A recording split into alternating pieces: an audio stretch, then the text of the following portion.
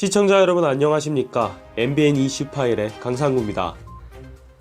지난 2023년 9월 5일 대전광역시 유성구에서 한 초등교사 A씨가 자택에서 극단적인 선택을 하는 사건이 발생했습니다.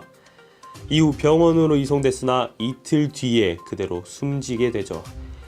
A씨는 2019년부터 근무하던 초등학교에서 4년간 학부모 4명의 악성민원에 시달린 것으로 전해졌습니다.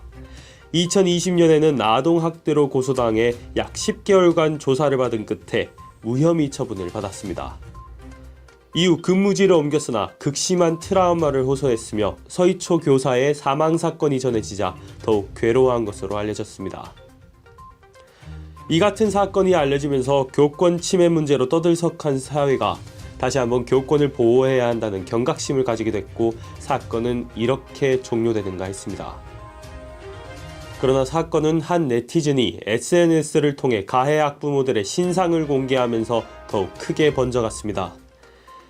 인스타그램 계정을 통해 가해 학부모들의 이름, 전화번호, 업장 이름 등이 뿌려졌으며 곧 분노한 시민들이 각 업장에 대한 테러에 나섰습니다.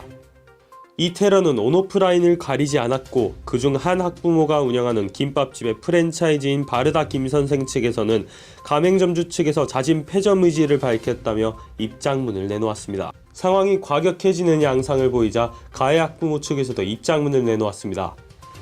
9월 11일 모 미용실이라고 밝힌 가해 학부모 B씨는 인터넷 커뮤니티를 통해 입장문을 내놓았는데요.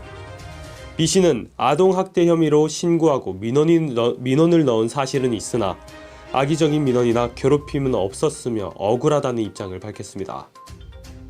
B씨는 아이가 친구와 놀다 친구의 뺨에 손이 맞았다고 표현했으며 이에 대한 A씨의 지도 방식이 잘못됐다고 주장했습니다.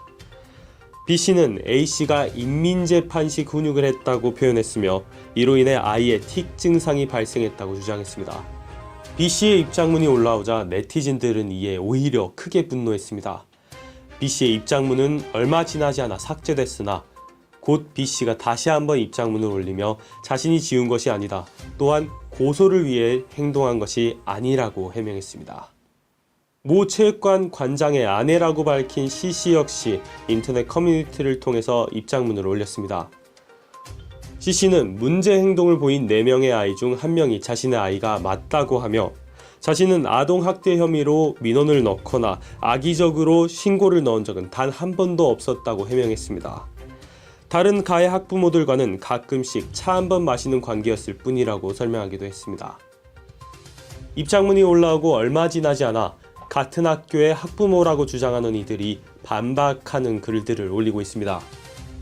포털 사이트의 댓글로 미용실 엄마는 학교에 쫓아가서 신상보호 조치를 안 해줬다고 따졌다 또는 고소할 준비를 하고 있는 것도 안다는 댓글이 달리기도 했고요. 업장에 가해진 테러에 법적 대응을 하겠다며 분노하는 모습을 봤다는 목격담도 올라왔습니다. 가해 학부모들의 자녀들이 심각한 문제였다는 증언도 나왔습니다. 이 아이들이 다른 아이들을 때리고 목을 조르기까지 했다며 망난이였다는 표현까지 올라왔습니다. 해당 사건은 현재 당국에서 조사가 진행 중입니다.